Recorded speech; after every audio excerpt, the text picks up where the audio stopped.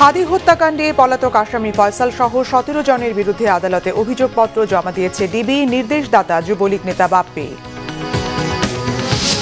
মোস্তাফিজ ইস্যুতে দুই দেশের রাজনৈতিক টানাপোড়েনের প্রভাব অর্থনীতিতে পড়বে না, ভারতের ক্রিয়ার প্রতিক্রিয়া দেখিয়েছে বাংলাদেশ, বলেছেন উপদেষ্টারা। নিজ নির্বাচনী এলাকার নেতাকর্মীদের সাথে তারেক রহমানের মতবিনিময়, সমস্যা চিহ্নিত করে সমাধানের আশ্বাস। প্রশাসন ও গোয়েন্দা সংস্থার লোকেরা কেবলা বানিয়ে ফেলেছে একটা পার্টি অফিসকে, অভিযোগ এনসিপির। ইসি কর্মকর্তাদের স্বাধীনভাবে কাজ করার আহ্বান কমিশনার সানাউল্লাহর। দেখছিলেন ক্রাউন সিমেন্ট সংবাদ শিরোনাম, এবারে বিস্তারিত। মিরপুরের সাবেক ওয়ার্ড কাউন্সিলর ও যুবলীগ নেতা তাইজুল ইসলাম চৌধুরী বাপ্পির নির্দেশে ইনকিলাব মঞ্চের মুখপাত্র শরীফ ওসমান হাদিকে গুলি করে হত্যা করা হয়, জানিয়েছেন ঢাকা মহানগর গোয়েন্দা পুলিশের অতিরিক্ত কমিশনার শফিকুল ইসলাম। তিনি বলেন, আওয়ামী লীগ ও নিষিদ্ধ ছাত্রলীগের বিরুদ্ধে অবস্থান নেয়ায় হত্যা করা হয় হাদিকে। পলাতক আসামি ফয়সাল সহ 17 জনের বিরুদ্ধেও আদালতে অভিযোগপত্র জমা দিয়েছে ডিবি। বিস্তারিত জানাচ্ছেন জিয়া খান। 12 ডিসেম্বর জুমার নামাজের পর রাজধানীর বিজয়নগরের কালভার্ট রোডে গুলি করা হয় ইনকিলাব মঞ্চের মুখপাত্র শরীফ ওসমান বিন হাদিকে। 18 ডিসেম্বর সিঙ্গাপুরে চিকিৎসারত অবস্থায় মৃত্যু হয় তার। ঘটনার 25 দিন পর হাদি হত্যা মামলায় 17 জনকে আসামি করে আদালতে অভিযোগপত্র জমা দেয় ডিবি পুলিশ। আসামিদের মধ্যে সন্দেহভাজন মূল ঘাতক ফয়সাল করিম মাসুদ ওরফে দাউদ খান সহ পলাতক রয়েছে 5 জন। যার নামে পলাতক আসামি ফয়সাল করিম মাসুদ ওরফে রাহুল ওরফে দাউদ এবং তদন্তপ্রাপ্ত আলমগীর, তাজুল ইসলাম চৌধুরী বাপ্পি, ফিলিপ ইসলাম, মুক্তি মাহমুদ সহ মোট 17 জনের বিরুদ্ধে পেনাল কোডের 120-এর বি, 302, 201, 109 এবং 34 ধারায় অপরাধ প্রাথমিকভাবে প্রমাণিত হয়ে উল্লেখিত আসামিদের বিরুদ্ধে বর্ণিত ধারায় অভিযোগপত্র আজকে দাখিল করা হয়েছে। রাজনৈতিক প্রতিহিংসার কারণে হত্যা করা হয় হাদিকে দাবি করে গোয়েন্দারা বলেন, নির্দেশদাতা হিসেবে পেয়েছেন যুবলীগ নেতা তাইজুল ইসলাম বাপ্পির নাম। বিভিন্ন সময়ে কার্যক্রম নিষিদ্ধ আওয়ামী লীগ ও নিষিদ্ধ ঘোষিত ছাত্রলীগ সংগঠনের বিগত দিনের কার্যকলাপ সম্পর্কে তিনি সভা সমাবেশ, ইলেকট্রনিক ও সোশ্যাল মিডিয়ায় বিভিন্ন রকম সমালোচনামূলক জোরালো বক্তব্য প্রদান করেন। তার এই বক্তব্যে নিষিদ্ধ ঘোষিত ছাত্রলীগে তার সংগঠনের নেতাকর্মীরা ক্ষুব্ধ হয়। আপনারা জানেন, ভিকটিমকে গুলি করা যার নাম পলাতক আসামি ফয়সাল করিম মাসুদ ওরফে রাহুল ওরফে দাউদ নিষিদ্ধ ঘোষিত ছাত্রলীগের রাজনীতির সাথে জড়িত ছিলেন। শুটার ফয়সাল করিম মাসুদ ওরফে রাহুল ওরফে দাউদ এবং তার সহযোগী আলমগীর হোসেন দয়কে পলায়নের বিষয়ে সার্বিক সহায়তাকারী তদন্তে প্রাপ্ত আসামি তাজুল ইসলাম চৌধুরী বাপ্পি পল্লবী থানা যুবলীগের সভাপতি ও ঢাকা উত্তর সিটি কর্পোরেশনের 6 নং ওয়ার্ডের আওয়ামী লীগ মনোনীত নির্বাচিত কাউন্সিলর ছিলেন। কাজে আসামিদের রাজনীতি পরিচয়, ভিকটিমের পূর্ববর্তী বিভিন্ন রাজনৈতিক বক্তব্য থেকে তদন্তে প্রকাশ পায় যে রাজনৈতিক প্রতিহিংসার কারণে শরীফ ওসমান হাদি ওরফে ওসমান গনিকে গুলি করে হত্যা করা হয়। তবে মূল সন্দেহভাজন ফয়সাল ও তার সহযোগী আলমগীরের অবস্থান শনাক্তে কাজ করছেন গোয়েন্দারা। জিয়া খান, বাংলা ভিশন, ঢাকা। অর্থ উপদেষ্টা ডক্টর সালেউদ্দিন আহমেদ জানিয়েছেন, আইপিএল থেকে মুস্তাফিজকে বাদ দিয়ে শুরুটা করেছে ভারত। বাংলাদেশ শুধু তার প্রতিক্রিয়া জানিয়েছে। এই ঘটনার প্রতিবাদ এমনই হওয়া উচিত। জ্বালানি উপদেষ্টা ফাউজুল কবির খানের আশা, এই ঘটনায় ভারতের শুভ বুদ্ধির উদয় হবে। দুপুরে সচিবালয়ে অর্থনৈতিক বিষয়ক এবং সরকারি ক্রয় সংক্রান্ত উপদেষ্টা পরিষদ কমিটির বৈঠক শেষে ব্রিফিংয়ে এসব কথা বলেন তারা। জ্বালানি উপদেষ্টা জানান, দেশে জ্বালানির কোনো সংকট নেই। এরপরও কারসাজির মাধ্যমে গ্যাসের সিলিন্ডারের দাম অযৌক্তিকভাবে বাড়ানো হয়েছে। পাইকারি ও খুচরা বিক্রেতারা এই সিন্ডিকেট করেছে বলে মনে করেন তিনি। তবে যারা অযৌক্তিকভাবে বেশি দরে সিলিন্ডার বিক্রি করছে তাদের বিরুদ্ধে ব্যবস্থা নিতে ভোক্তা অধিদপ্তর ও আইন শৃঙ্খলা বাহিনী কাজ করছে। অর্থ উপদেষ্টা জানান, মূল্যস্ফীতি বৃদ্ধির বিষয়টি স্বীকার করে সরকার প্রয়োজনীয় পদক্ষেপ নিচ্ছে। আইপিএল এর সম্প্রচার বন্ধ প্রসঙ্গে দুই উপদেষ্টাই বলেন, এই ইস্যুতে ভারত যা করেছে তার প্রতিক্রিয়া দেখিয়েছে বাংলাদেশ। হঠাৎ করে একজন প্লেয়ারকে ইস্যু করলো, এটা তো নর্মাল সেন্সে একটা ভালো প্লেয়ার, এমন না যেটা দয়া দাক্ষিণ্য করে নিয়েছে তার দল, one of the best player. সবাই স্বীকার করে, তারাও স্বীকার করে, এই জন্য তারা বলে তাকে যেতে দেবে। এবং বাংলাদেশের যে রেসপন্স এটা কমপ্লিটলি রোবাস এবং এটাই অ্যাপ্রোপ্রিয়েট। এই ধরনের অ্যাকশন কেউ যদি শুরু করে তার একটা রিঅ্যাকশন হবে, নিউটনের ল। যেখান থেকে এটা শুরু হয়েছে সেখানে শুভবুদ্ধির উদয় হবে এবং আমরা খেলা চালিয়ে যেতে পারবো, অর্থনৈতিক আমাদের বাণিজ্যিক সম্পর্ক চালিয়ে যেতে পারবো। এলপিজি গ্যাস তো আমদানি করে বটলিং করা হয়, যে অস্বাভাবিক যে হয়েছে এটা একটা কারসাজির মাধ্যমে করা হয়েছে এবং সরকার এই জন্য ব্যবস্থা নিচ্ছে জেলা প্রশাসনের মাধ্যমে এবং পুলিশের মাধ্যমে। ঢাকা 17 আসনের নেতাকর্মীদের সাথে নির্বাচন নিয়ে বিএনপি চেয়ারপারসনের কার্যালয়ে বৈঠক করেছেন দলের ভারপ্রাপ্ত চেয়ারম্যান তারেক রহমান। সকাল 11টায় বৈঠকটি শুরু হয়ে শেষ হয় বেলা 1টায়। ঢাকা 17 আসনের 4টি থানার মধ্যে আজ বৈঠকে বসেছিলেন বনানী থানার নেতাকর্মীরা। সভায় দলের মহাসচিব মির্জা ফখরুল ইসলাম আলমগীর ও ছাত্রদল সাধারণ সম্পাদক নাসির উদ্দিন সহ থানা পর্যায়ের গুরুত্বপূর্ণ নেতারা উপস্থিত ছিলেন। বৈঠক শেষে নাসির জানান, নির্বাচন নিয়ে এটি ছিল ধারাবাহিক মিটিংয়েরই অংশবিশেষ। তারেক রহমান 17 আসনে ভোটারদের কি সমস্যা আছে তা চিহ্নিত করে সেই বিষয়ে ভোটারদের অঙ্গীকার দেবেন বলে জানান। এছাড়াও বিকেলেও তারেক রহমানের সঙ্গে আরেকটি নির্বাচনী বৈঠক রয়েছে বলেও জানান তিনি। দর্শক, গুলশান কার্যালয়ে আছেন আমাদের সিনিয়র রিপোর্টার সৈকত সাদিক। সরাসরি কথা বলবো তার সাথে।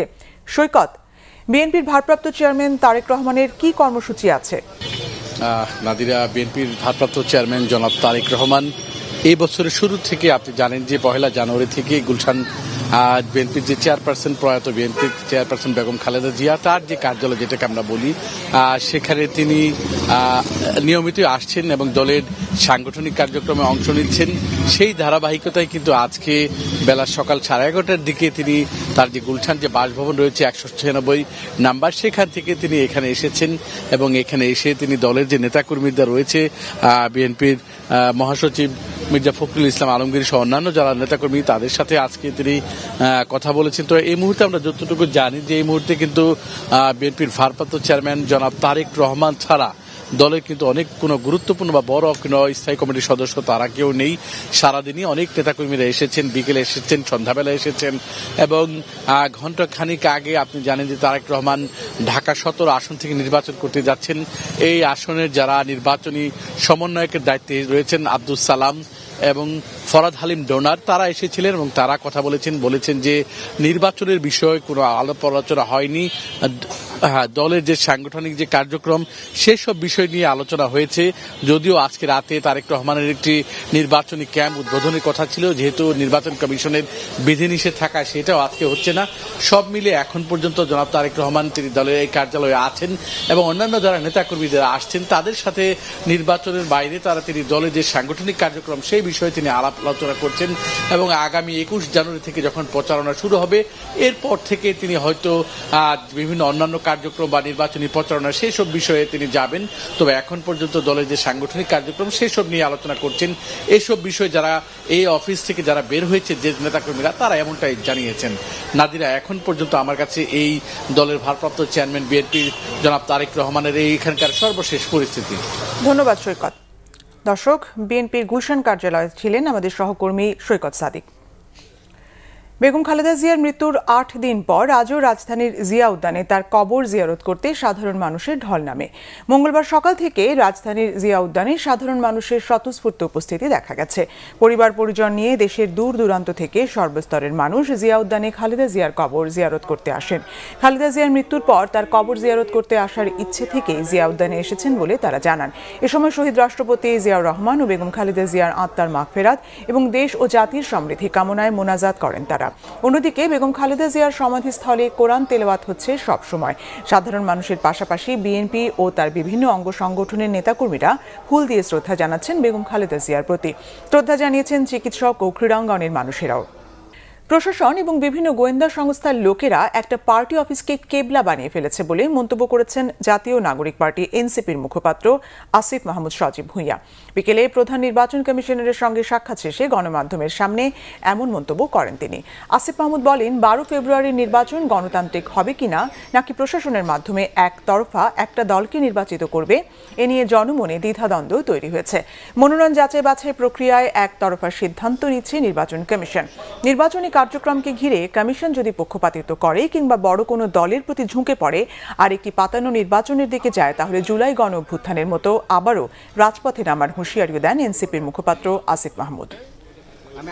আমরা স্পষ্টভাবে বলে দিতে চাই, আপিলে কোনো ধরনের পক্ষপাতিত্ব, প্রেফারেন্স এবং কোনো ধরনের বড় দলের প্রতি কোনো ধরনের দুর্বলতা আমরা ইলেকশন কমিশনের দেখতে চাই না। যদি সে ধরনের পরিস্থিতি আমরা দেখি এবং আমরা যদি দেখি আবারও পুরনো সেটেলমেন্টের মধ্য দিয়ে, আবারও কোনো একটা আন্ডারস্ট্যান্ডিং এর মধ্য দিয়ে এবার জনগণকে আবার প্রতারিত করার মতো কোনো ধরনের লক্ষণ যদি আমরা দেখি, আমরা কিন্তু নির্বাচনের দিন পর্যন্ত বসে থাকবো না। আমরা প্রয়োজনে আবার রাজপথে নামবো। যেমন জাতীয় পার্টির নির্বাচনে অংশগ্রহণ করার বিষয়ে আমাদের দলের পক্ষ থেকে এক ধরনের কনসার্ন ছিল যে আমরা চাই না যে ফ্যাসিবাদের যারা দোষর আছেন এবং বিগত ফ্যাসিবাদকে যারা বিভিন্ন উপায়ে বৈধতা দিয়েছেন তারা যেন কোনোভাবেই এই নির্বাচনে অংশগ্রহণ না করতে পারেন। জুলাই বিপ্লবের সময় থানা থেকে লুট হওয়া 15% অস্ত্র এখনো উদ্ধার করা যায়নি, যেগুলো ভোটের আগে উদ্ধার করা জরুরি মন্তব্য করেছেন নির্বাচন কমিশনের অবসরপ্রাপ্ত brigadier general Abul Fazal Mohammad Sanaullah. Chattogram circuit হাউসে জেলা ও বিভাগীয় প্রশাসনের আয়োজনে এক মতবিনিময় সভায় নির্বাচন কমিশনার কথা বলেন। ইসি সানাউল্লাহ বলেন, হারিয়ে যাওয়া এসব গোলাবারুদ উদ্ধার করা গেলে মানুষের মধ্যে নির্বাচনী আস্থা ফিরবে। নির্বাচনের সময় কোনো দল বা গোষ্ঠী অপকর্ম করে যেতে পার পেতে না পারে সে বিষয়ে আইনশৃঙ্খলা বাহিনীকে দৃঢ় থাকার নির্দেশনাও দেন তিনি। নির্বাচন কর্মকর্তাদের স্বচ্ছতা, নিরপেক্ষতা, স্বাধীনভাবে কাজ করার আহ্বান জানিয়ে ইসি সানাউল্লাহ বলেন, কোনো কাজে পক্ষপাতিত্ব করা যাবে না। আইনের অধীনে থেকে কাজ করতে হবে যাতে নির্বাচনের উৎসব আমেজ অব্যাহত থাকে। এবারে আইনে পরিবর্তন এনে এখানে অ্যাডজুডিকেশনের দায়িত্বটাও দেয়া হয়েছে। এটি একটি বিচারিক কমিটি, যুগ্ম জেলা জজ বা যুগ্ম মেট্রোপলিটন ম্যাজিস্ট্রেটের নেতৃত্বে এই টিমটা কাজ করে থাকে। তার মানে তারা তদন্তও করতে পারবে। এই তদন্ত তারা কোনগুলো করবে? তারা সুমোটো তদন্ত করতে পারে, তাদের কাছে কোনো রিপোর্ট হলে পারে সেটা দিয়ে তদন্ত করতে পারে, নির্বাচন কমিশন বা রিটার্নিং অফিসার কর্তৃক প্রেরিত কোনো বিষয়েও তদন্ত করতে পারে। প্রথমবারের মতো হলো জগন্নাথ বিশ্ববিদ্যালয় কেন্দ্রীয় শিক্ষার্থী সংসদ জকসু নির্বাচনের ভোট গ্রহণ। শান্তিপূর্ণ পরিবেশে দিনভর ভোট গ্রহণ শেষে চলছে গণনার কাজ। নির্বাচনে ছাত্রদল ও শিবির সমর্থিত উভয় প্যানেলই জয়ের ব্যাপারে আশাবাদী। প্রতিষ্ঠার 21 বছর পর প্রথম জকসু নির্বাচন, তাই শিক্ষার্থীদের উচ্ছ্বাসটা একটু বেশি। শান্তিপূর্ণ পরিবেশে ভোট দিতে পেরে সন্তোষ ছিল সবার মুখে। প্রতিষ্ঠার পর থেকে এবারই প্রথম জকসু ও হল সংসদ নির্বাচনে মোট ভোটার 16,645 জন। নির্বাচন কমিশন বলছে, বিশ্ববিদ্যালয়ের 39টি কেন্দ্রের 178টি বুথে ভোট গ্রহণ হয়েছে। মোট 21টি পদে প্রতিদ্বন্দ্বিতা করছেন 157 প্রার্থী এবং হল সংসদের 13 পদে 33 প্রার্থী। নিরাপত্তা রক্ষায় ক্যাম্পাসের ভেতরে প্রক্টোরিয়াল টিমের পাশাপাশি গেটের বাইরে বিপুল সংখ্যক পুলিশ, র্যাব ও বিজিবি সদস্য মোতায়েন রয়েছে। দর্শক, জগন্নাথ বিশ্ববিদ্যালয়ে রয়েছেন সহকর্মী কেফায়েত শাকিল, সরাসরি যুক্ত হচ্ছি তার সঙ্গে। শাকিল, ভোট গণনার অগ্রগতি কেমন দেখছেন? নির্বাচন সম্পর্কে ভোটারদের প্রতিক্রিয়া কি? নাদিরা, এতক্ষণ অপেক্ষার পরে এই মাত্র আসলে ভোট গণনা শুরু হয়েছে। প্রথমে ভূগোল ও পরিবেশ বিজ্ঞান বিভাগের ভোট গণনার মাধ্যমে এই ভোট গণনার কার্যক্রম শুরু করা হয়েছে। বিশ্ববিদ্যালয় প্রশাসন এবং নির্বাচন কমিশন আমাদেরকে যেমনটি জানিয়েছে যে প্রথমে তারা হাতে একবার করে গুনবেন এবং তারপর সেটিকে তারা দুটি মেশিনের মাধ্যমে দুইবার করে গুনবেন। এর মাধ্যমেই কিন্তু মূলত যেই জগন্নাথ বিশ্ববিদ্যালয় শিক্ষার্থী সংসদ, কেন্দ্রীয় শিক্ষার্থী সংসদ এবং হল সংসদের যারা প্রতিনিধি রয়েছেন তাদেরকে বাছাই তারা কারা নির্বাচিত হয়েছেন সেটি আসলে নিশ্চিত করা হবে। আর ভোটের কথা আপনি যেমনটি বলছিলেন যে ভোটারদের প্রতিক্রিয়া কেমন, আমরা অনেক ভোটারের সঙ্গে কথা বলেছি। যেহেতু এটি জগন্নাথ বিশ্ববিদ্যালয়ের প্রথম নির্বাচন, যার কারণে শিক্ষার্থীরা খুবই উচ্ছ্বসিত এবং যেহেতু আসলে পুরো নির্বাচনের কোথাও কোনো ধরনের বিশৃঙ্খল পরিস্থিতি সেভাবে দেখা যায়নি, যার কারণে এটি নিয়েও কিন্তু তারা সন্তোষ প্রকাশ করেছেন। যদিও আমরা বিভিন্ন দলের পক্ষ থেকে, বিভিন্ন প্যানেলের পক্ষ থেকে কিছু কিছু অভিযোগ পেয়েছি, কিন্তু দৃশ্যমান আসলে এখানে তেমন কোনো ধরনের বিশৃঙ্খল পরিবেশ আমাদের চোখে পড়েনি। এবং তবে বিশ্ববিদ্যালয়ের গেটের বাইরে কিছু বিশৃঙ্খল পরিবেশ হয়েছে এমন খবর আমাদের সহকর্মীরা আমাদেরকে জানিয়েছেন।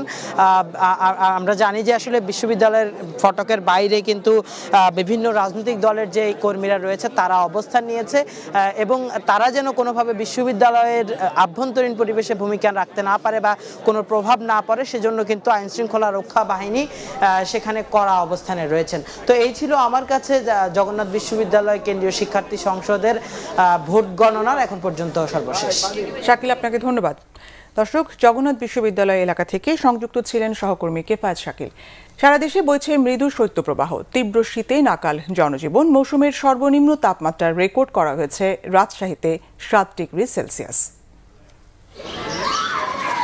3 দিন ধরে সূর্যের মুখ দেখেনি রংপুরের মানুষ। প্রচণ্ড ঠান্ডায় কাহিল হয়ে পড়েছেন ছিন্নমূলরা। চরম দুর্ভোগে দিন পার করছেন তিস্তাপাড়ের মানুষও। ক্ষেত খামারে কাজ করতে পারছেন না। গরম কাপড়ের অভাবে বেশ কষ্ট পাচ্ছে অসহায় দুস্থ পরিবারগুলো। খড়কুটোর আগুনে শীত নিবারণের চেষ্টা তাদের। টানা 5 দিন ধরে ঠাকুরগাঁওয়ে চলছে শৈত্যপ্রবাহ। কনকনে বাতাস আর ঘন কুয়াশায় বিপর্যস্ত জনজীবন। কুয়াশার সাথে পড়ছে গুড়ি গুড়ি বৃষ্টি। বেশিরভাগ যান চলাচল করছে হেডলাইট জ্বালিয়ে। আগুন জ্বালিয়ে শীত নিবারণের চেষ্টা অনেকের। ঠান্ডায় কাবু গবাদি পশুও।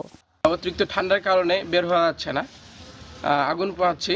কষ্টের ভিতরে আছি, একটু শীতের কারণে কাজ কাম করতে পারি না, আগুন টাগুন বসে বসে চাপি। আর এই যে কষ্টের ভিতরে আছি, একটু আমাদেরকে যদি সহযোগিতা করতেন তাহলে ভালো হইতো। মৃদু শৈত্যপ্রবাহের কবলে পড়েছে সর্বোত্তরের জেলা পঞ্চগড়ও। চরম বিপাকে পড়েছেন নিম্ন আয়ের মানুষ। তেঁতুলিয়ায় মৌসুমের সর্বনিম্ন তাপমাত্রা রেকর্ড করা হয়েছে মঙ্গলবার সকাল 9টায় 8.6 ডিগ্রি সেলসিয়াস। টানা 2 সপ্তাহের মৃদু ও মাঝারি শৈত্যপ্রবাহের কবলে পড়ে চরম কষ্টে দিন কাটাচ্ছে চুয়াডাঙ্গার মানুষ। প্রায় দিনই আকাশে সূর্যের দেখা মিলছে না। চারদিকে ঢেকে থাকছে কুয়াশায়। সকাল 9টায় চুয়াডাঙ্গায় সর্বনিম্ন তাপমাত্রা রেকর্ড করা হয়েছে 7.5 ডিগ্রি সেলসিয়াস। আজকে খুবই শীত, আমাদের খেতে খাওয়া মানুষের রাস্তায় বেড়ানো খুব কঠিন কষ্ট দেওয়া হয়েছে। শীতে কাজ করা যাচ্ছে না, কাজ করায় গায়ে বাঁধা হয়ে যাচ্ছে। উত্তরের হিমেল হাওয়া বইতে থাকায় জনদুর্ভোগ বেড়েছে কয়েক গুণ। কনকনে শীতে বিপর্যস্ত দক্ষিণ পশ্চিমাঞ্চলের জেলা যশোর। টানা 2 দিন ধরে সূর্যের দেখা মেলেনি। আমরা তো আবেদন করছিলাম সময়টা চেঞ্জ করে দেওয়ার জন্য, তো ওনারা বলছিল যে আমাদের তো নিয়ম আছে, নিয়ম তো ভঙ্গ করা যাবে না। তো এখন এত ছোট ছোট বাচ্চাদের তো নিয়ে আসতে অসুবিধা হয়, ঠান্ডা লাগতে পারে, জ্বর টর হতে পারে, কিভাবে ক্লাস করবে। তো সেজন্য অফ রাখলেই ভালো হয় ক্লাসটা কিছুদিন। যদি স্কুল সীমিত কয়েকদিন যদি বন্ধ রাখতো তাহলে আমাদের বাচ্চাদের জন্য একটু ভালো হতো। শীতে কাঁপছে দক্ষিণ পশ্চিমাঞ্চলের সীমান্ত জেলা সাতক্ষীরা। গেল 3 দিন ধরে সূর্যের দেখা নেই। প্রচণ্ড শীতে বেকায়দায় পড়েছেন হতদরিদ্র ও নিম্ন আয়ের খেটে খাওয়া মানুষ। ঘন কুয়াশা আর হিমেল হাওয়া স্থবির হয়ে পড়েছে কুড়িগ্রামের জনজীবন। নদীবেষ্টিত চরাঞ্চলের মানুষই সবচেয়ে বেশি বিপর্যস্ত, যাদের জীবন জীবিকা শীতের তীব্রতার সঙ্গে সঙ্গে প্রায় থমকে গেছে। প্রচণ্ড ঠান্ডায় দিনমজুর, জেলে ও কৃষি শ্রমিকদের অনেকের আয় পুরোপুরি বন্ধ হয়ে পড়েছে। দিনের বেশিরভাগ সময় আগুন জ্বালিয়ে শীত নিবারণের চেষ্টা অসহায় মানুষগুলোর। Nazneen Akter, Bangla vision news desk. ত্রয়োদশ জাতীয় সংসদ নির্বাচনে যারা কেন্দ্র দখল করতে আসবে তাদের প্রতিহত করা হবে বলে হুঁশিয়ারি দিয়েছেন এনসিপির দক্ষিণাঞ্চলের মুখ্য সংগঠক ও কুমিল্লা 4 আসনে 10 দলীয় জোটের প্রার্থী হাসনাত আব্দুল্লাহ। কুমিল্লার দেবিদ্বারের জাফরগঞ্জে এক উঠান বৈঠকে তিনি কথা বলেন। ভোটারদের উদ্দেশ্যে হাসনাত বলেন, যারা দুর্নীতি, টেন্ডারবাজি ও মামলাবাজি করে এবার তাদের বিরুদ্ধে ভোট দিতে হবে। ভোট দিতে হবে ইনসাফের পক্ষে আর দুর্নীতি ও ভারতীয় আধিপত্যবাদের বিরুদ্ধে। টাকার বিনিময়ে যারা ভোট কিনতে আসবে তাদেরও প্রত্যাখ্যান করতে হবে বলে সাফ জানিয়েছেন এনসিপির এই নেতা। এবার আমরা ইনসাফের জন্য, দুর্নীতিমুক্ত বাংলাদেশ গড়ার জন্য, ভারতীয় আধিপত্য বিরোধী অবস্থানের জন্য, আমরা যেই কারণে তাদের জীবন দিতে চেয়েছে সেটির জন্য আমরা ভোট দেব। চাঁপাইনবাবগঞ্জের জহুরপুর টেক সীমান্তে বাংলাদেশি রবিউল ইসলাম রবির লাশ ফেরত দিয়েছে ভারতীয় সীমান্তরক্ষী বাহিনী বিএসএফ। গতরাত 9:15টার দিকে পতাকা বৈঠক শেষে তার লাশ ফেরত দেওয়া হয়। এ সময় বিজিবি কর্মকর্তা ছাড়াও 2 দেশের পুলিশ ও জনপ্রতিনিধিরা উপস্থিত ছিলেন। রবি সদর উপজেলার নারায়ণপুর ইউনিয়নের 7 রশিয়া গ্রামের এজাবুর রহমানের ছেলে। সীমান্ত পার হয়ে ভারতে যাওয়ার পর বিএসএফ তাকে আটক করে। বিএসএফ ক্যাম্পে নেওয়ার পর হঠাৎ অসুস্থ হলে তাকে নেওয়া হয় ভারতের একটি হাসপাতালে। সেখানেই মৃত্যু হয় হয় রবিউলের। 2 দফা পতাকা বৈঠকে এমন দাবি করে বিএসএফ। পরে ময়নাতদন্ত শেষে তার মরদেহ ফেরত দেওয়া হয়। দেশের বিভিন্ন জায়গার আরও কিছু খবর নিয়ে এখন দেখুন একটি ডেস্ক রিপোর্ট। বিএনপির যুগ্ম মহাসচিব সৈয়দ ইমরান সালে প্রিন্স বলেছেন, বিএনপি চেয়ারপারসন বেগম খালেদা জিয়া ছিলেন আপোষহীন জাতীয়তাবাদী এবং আধিপত্যবাদ বিরোধী রাজনীতিবিদ। সকালে ময়মনসিংহের ধোবাউড়া বাজারে নাগরিক শোকসভায় প্রধান অতিথির বক্তব্যে তিনি এসব কথা বলেন। চেয়ারপারসনের রুহের মাগফিরাত কামনায় দোয়া ও খাবার বিতরণ করা হয়েছে রাজশাহীতে। দুপুরে সোনাদিঘির মোড় এলাকায় এতে প্রধান অতিথি ছিলেন বিএনপির মহানগর সাধারণ সম্পাদক মাহফুজুর রহমান রিটন। বেগম খালেদা জিয়ার রুহের মাগফিরাত কামনায় দোয়া হয়েছে সাতক্ষীরার কলরোয়ায়। দুপুরে উপজেলার ধানদিয়া গ্রামে বেগম খালেদা জিয়া ডিগ্রি কলেজ প্রাঙ্গণে এতে প্রধান অতিথি ছিলেন বিএনপির কেন্দ্রীয় কমিটির প্রকাশনা বিষয়ক সম্পাদক হাবিবুল ইসলাম হাবিব। আসন্ন নির্বাচন ঘিরে সীমান্তের বর্ডার গার্ড বাংলাদেশ বিজিবির সর্বোচ্চ সতর্ক অবস্থানে রয়েছে, জানিয়েছে বিজিবির উত্তর পূর্ব region commander brigadier general Mohammad Saiful Islam Chowdhury. Comilla 14 গ্রাম সীমান্তবর্তী একটি স্কুল মাঠে শীত বস্ত্র বিতরণ অনুষ্ঠানে প্রধান অতিথির বক্তব্যে তিনি এসব কথা বলেন। বিজিবির উদ্যোগে শীত বস্ত্র বিতরণ ও জনসচেতনতামূলক সভা হয়েছে ব্রাহ্মণবাড়িয়ার বিজয়নগরে। সকালে উপজেলার সিঙ্গারবিল ইউনিয়নে একটি উচ্চ বিদ্যালয় মাঠে এতে উপস্থিত ছিলেন 25 বিজিবির সহকারী পরিচালক মোহাম্মদ নুরুল হুদা। চাঁপাইনবাবগঞ্জের শিবগঞ্জ সীমান্ত এলাকায় অসহায় পরিবারের মাঝে শীত বস্ত্র বিতরণ করেছে বিজিবি। সকালে ব্যাটালিয়ন 53 বিজিবির উদ্যোগে এতে উপস্থিত ছিলেন Rajshahi sector commander colonel Syed Kamal Hossain. নরসিংদীর পলাশ উপজেলায় মুদি ব্যবসায়ী মনি চক্রবর্তীকে হত্যার অভিযোগে মানববন্ধন করেছে স্থানীয় ব্যবসায়ীরা। দুপুরে চরসিন্দুর বাজারে এতে হত্যাকারীদের দ্রুত বিচারের আওতায় আনার দাবি জানান তারা। Bangla vision news desk. সংবাদ শেষ করব ক্রাউন সিমেন্ট শিরোনামগুলো আরেকবার জানিয়ে।